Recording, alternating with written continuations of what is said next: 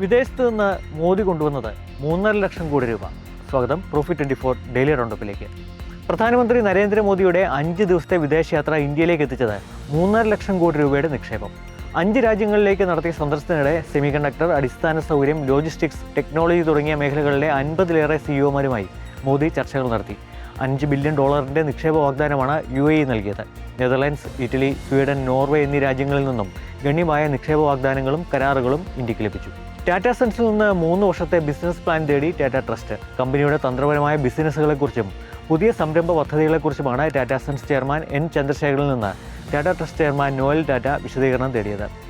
Air India, Tata digital, Tata electronics, Tata teleservices, Tata projects എന്നീ കമ്പനികൾ 2025 സാമ്പത്തിക വർഷത്തിൽ 35,000 കോടി രൂപയിലേറെ സംയോജിത നഷ്ടമാണ് ഉണ്ടാക്കിയത്. ഈ സാഹചര്യത്തിലാണ് ടാറ്റ സൺസ് ബോർഡ് യോഗത്തിന് മുന്നോടിയായി ഭാവി പദ്ധതികളെപ്പറ്റി നോയൽ ടാറ്റ വിശദീകരണം തേടിയിരിക്കുന്നത്.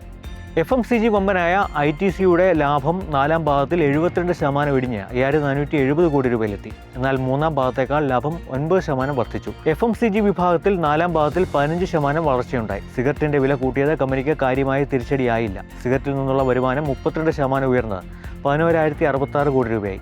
8 രൂപ ലാഭവിഹിതവും കമ്പനി പ്രഖ്യാപിച്ചു.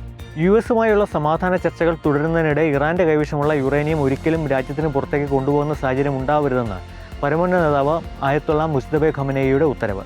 ഇറാന്റെ പക്കലുള്ള യുറേനിയം രാജ്യത്തിന് പുറത്തേക്ക് മാറ്റുമെന്ന് US പ്രസിഡന്റ് ട്രംപ് ഇസ്രായേലിന് ഉറപ്പ് നൽകിയിരുന്നു. ഇത്തരമൊരു നിർദ്ദേശത്തിലൂന്നിയാണ് സമാധാന ചർച്ചകൾ നടക്കുന്നത്. ഖമനേയിയുടെ പുതിയ ഉത്തരവ് ട്രംപിനെയും ഇസ്രായേലിനെയും പ്രകോപിപ്പിക്കാൻ ഇടയാക്കിയേക്കും.